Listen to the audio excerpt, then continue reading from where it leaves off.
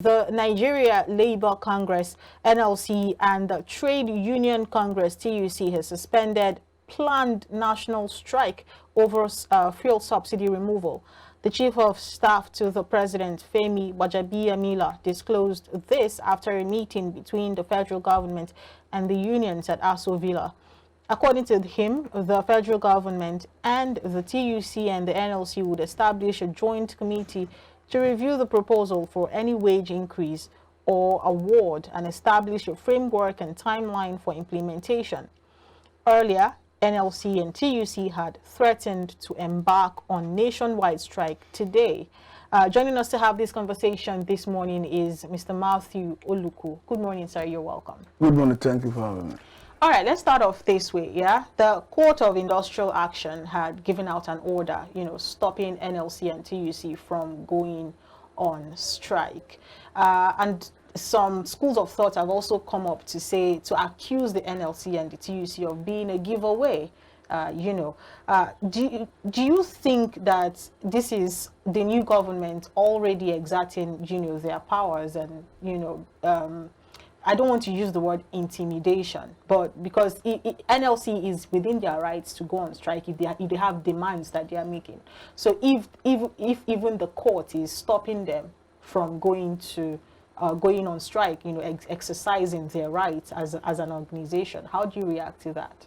I think if you look at all the reasons they gave for suspending the strike, I think the only cogent reason I may see is the unfortunate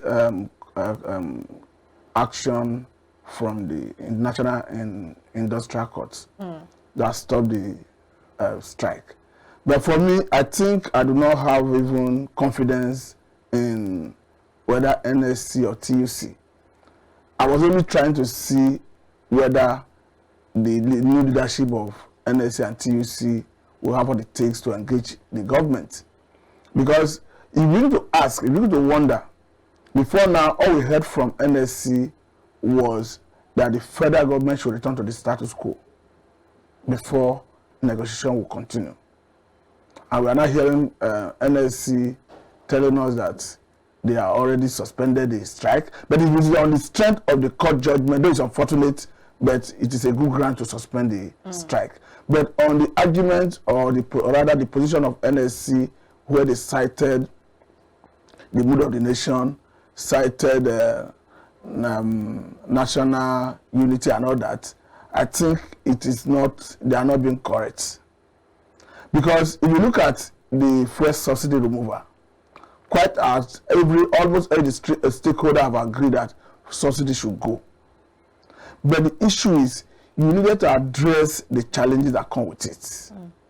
And I think the way it stands today, NSC and TUC are in a better position to put pressure on government to do the needful.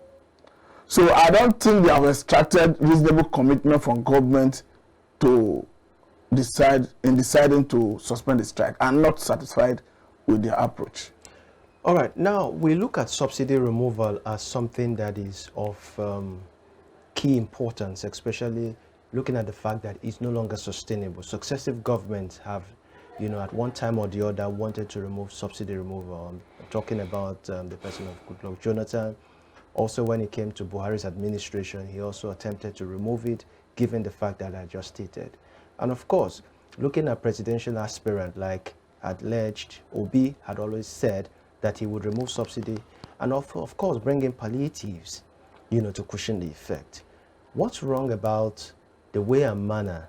Is there anything wrong about that, especially with regards to Bola Ahmed Tinubu saying that subsidy removal will go? The truth is, subsidy is not sustainable. Because one is eating deep into the national resources. So it's not sustainable. And if you look at the manner the subsidy is being paid, it's shrouded in secrecy, not transparent. The liter of PMS that NNPC will tell us we are consuming, I don't think that is what we are consuming. Just like the Labour Party candidate said that it's an organized crime. No, I think I agree with him. Talk to us about the secrecy. What I'm trying to say in essence is, How can you tell us that under COVID-19 lockdown, the authorities made us understand that Nigeria consumed average of 50 million liters of PMS a day, where virtually everybody was indoor. The only people that were actually going on their daily activities were people that rendered essential services. So I don't think that is realistic. Then currently, they made us understand that the group managing director of NNPC, Melekari, the other time made us understand that we consume between 64 to 70 million liters of PMS a day. I don't think that is true. I don't think that is true. Then you remember that before the 2015 election, the record showed that we are consuming between 30 to 34 million liters of PMS a day. So how come the consumption increased astronomically in that manner? But I think the issue is something should go, yes, but there are certain things that needed to be addressed. Like what? Like the major area should have been, let us have alternative means of transportation. You may say it's capital intensive and it takes time to build railway holistically to cover every nook and cranny of Nigeria. I will agree to that. But what of converting vehicles that run on fossil fuel to run on liquefied natural gas, compressed natural gas? That wouldn't take more time. I remember that in 2020, federal government through the Ministry of Petroleum Resources did say that they were going to roll out that plan, and that by the end of 2020, that we ought to have gotten up to 1 million vehicles already converted to run on compressed natural gas.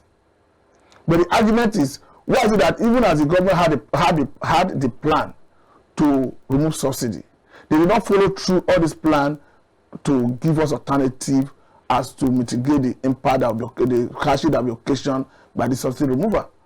So the problem is the hardship that is coming with it. I think everybody is on the same page that subsidy should go.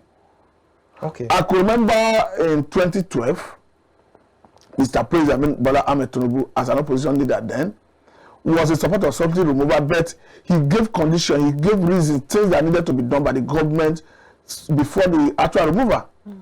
And if you look at the reasons he gave, they are still very potent and cogent up to today. He talked about improving our power supply, because if you improve on our power, yes, what we generate and what we transmit, you have a way of solving part of the problem that will be occasioned by the removal. Because largely, most small scale businesses run on a generator that use gasoline. So if you freeze power and people are now having sustainable power, source of power and powering their businesses, you go a long way in solving part of the problem. You talk about freezing our refineries, making them to work as a way of stopping importation of the refined products so that we refine what we consume. That has not been addressed. So you need to wonder, somebody who should know better, going by the letter he wrote in that 2012, and owing to the fact that he built career in oil and gas industry, I think I would have expected that they address most of those concerns of Nigerians before the actual removal. Just a moment. Right. Just a moment. When you say he had one time during the period he was an opposition, leader, made statements, attributing to subsidy removal, and of course, stated reasons and areas where, palliative could come from. Now, some persons are saying that how could he have forgotten so quickly to make such statement without having to lay out the palliative measures that we put in place? Was that a reckless statement, or was it being power freaky? No, I think it's a function of, even personally, I criticize the government with respect to the palliative. Because even the $800 million secured by the last administration, for me, is grossly inadequate. It cannot address the concern of the vulnerable. But according to the government, that their target is 50 million Nigerians who are vulnerable.